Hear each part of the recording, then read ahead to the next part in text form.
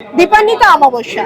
আর দীপান্বিতা অমাবস্যা মানেই আপনারা জানেন যে মহাশক্তি মায়ের আরাধনা করা হয়।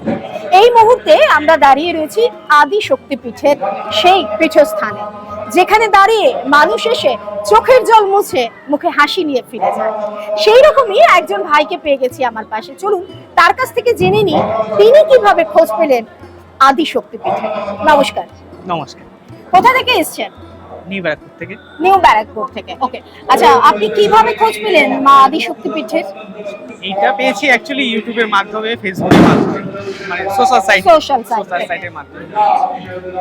আর সেখান থেকেই এই মন্দিরে আসার ব্যাপার এবং মার সঙ্গে স্যারের সঙ্গে আলাপ। আচ্ছা, তার মানে আপনি বলছেন শ্রী শান্তনু শাস্ত্রী। হ্যাঁ, শান্তনু শাস্ত্রী। আচ্ছা, এত মানে এটা একটা একটু বিতর্কিত হলেও লাগতে পারে প্রশ্নটা, সেটা হচ্ছে আমাদের চারপাশে বহু অ্যাস্ট্রোলজাররা রয়েছেন, মাতৃ সাধকরা রয়েছেন, শান্তনু শাস্ত্রী কেন? ওনার প্রেডিকশন এবং ওনার ব্যবহার, বিহেভিয়ার, এটা হচ্ছে আলাদা। কতদিন ধরে ওনার কাছে আসছেন? আমি আসছি, যোগ হয়েছি ওনার সঙ্গে হচ্ছে 2019 সাল থেকে। 2019 থেকে 2024 এর এই যে এতটা টাইম, এই টাইমের মধ্যে আর কোথাও না?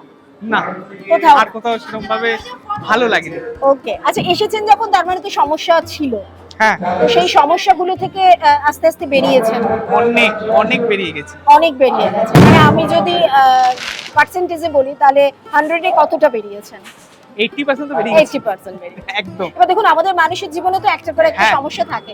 তো একটা থেকে বেরিয়ে আবার যখন নতুন কিছু দেখছেন, তখনও তো সেই শান্তনু দেয়। প্রত্যেক বছরই উনি গাইড করে দেন, প্রপার ওয়েতে গাইড করে দেন কি করা উচিত না করা উচিত।